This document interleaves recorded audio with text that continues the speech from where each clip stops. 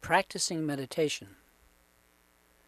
Let's be perfectly clear that meditation is a habit that we learn and nothing instantly in itself. In other words, we don't just sit down quietly and call what we do meditation.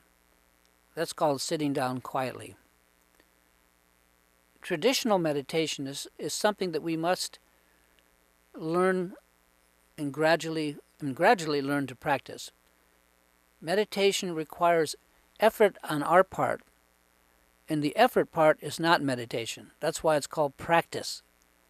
We practice meditating, just like we practice guitar. Learning meditation is a matter of trial and effort, and it's not usually relaxing for beginners by any means. Those who light a candle or some incense and then retire to a cushion in a corner, close their eyes and go deep within, only to emerge 20 minutes later refreshed and relaxed, are not doing shamatha meditation. They are just relaxing a bit, and we could all use that, of course. But that's not what we're looking at here. Shamatha meditation, and I'll just call it meditation from this point onward, is a habit that has to be formed, and it requires actual diligence and work. You may enjoy it, but I seldom did. I found it boring, irritating, exasperating, and painful much of the time, and I've done it for 40 years. But, I felt the same way as a kid when I was playing piano scales, when my mom made me practice the piano. I have trouble with rote learning. You may differ. And I've never been a good student, at least in school, and I really was not a good student in meditation. It took me years and years to develop what I hope others can do in a much shorter time. That is, gain some proficiency at meditation. I wish someone had told me what I am trying to point out here. It would have helped it a lot. What I didn't know back then was that meditation practice was just what the word says, a practice, and not the final result. Of course, I called it practice like everyone else did, but the word never registered as practice in my mind. I wish someone had just explained to me that meditation is a habit that we have to build, much like we practice music, or learn our times tables, or anything else that we do by rote, or that we do to build a habit. If I had known that, I would have relaxed into that and probably gotten the hang of it a lot sooner. After all, meditation is all about developing an awareness by letting the mind naturally rest and relax. Meditation is a habit that has to be learned.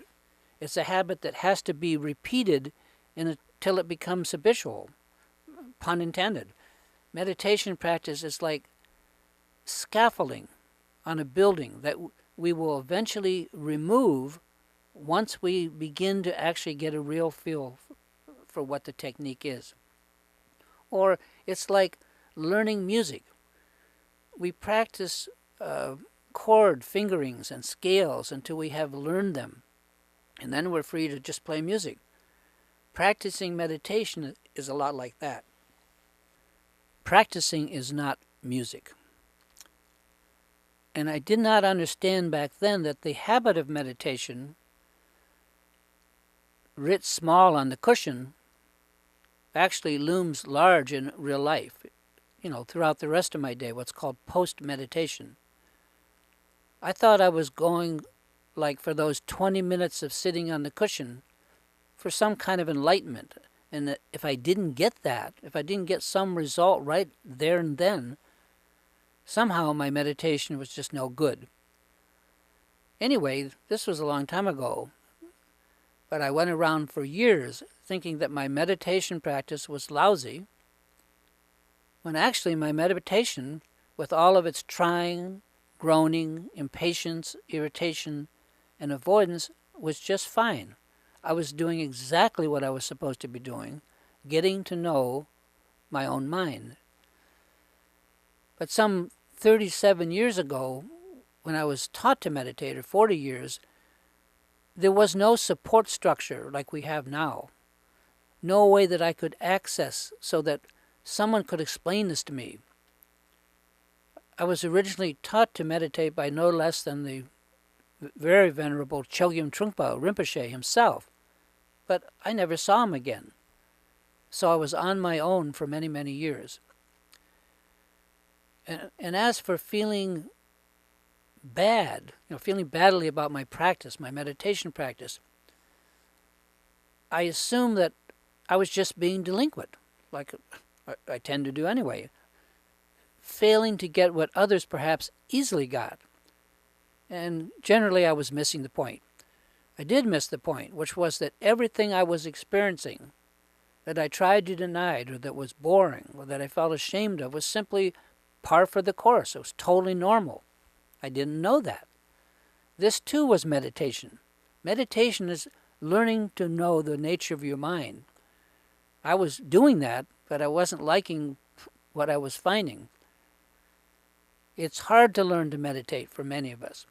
That's just the way it is, because we are building a habit that takes effort, at least at the beginning. Now, I'm going to close this particular audio blog by reminding readers that the whole point to meditation is to become more aware each moment in our lives. The two key concepts to learn proper meditation are called mindfulness and awareness. Awareness is the goal or result of meditation, and mindfulness, being more mindful, is how we get there. Having, after all these years, learned to meditate a bit, I can say that the increased awareness that comes from meditation practice, however small it may be, could be all the difference in the world between ignorance and awareness.